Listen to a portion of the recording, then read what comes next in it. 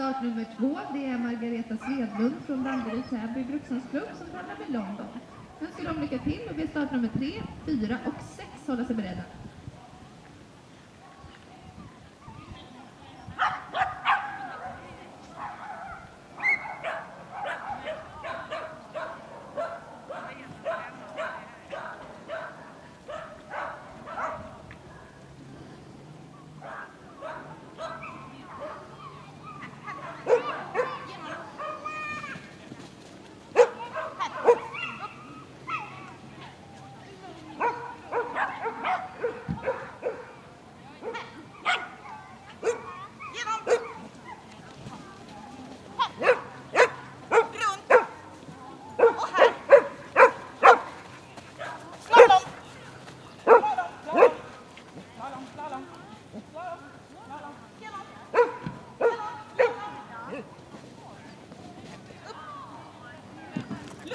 Lugn.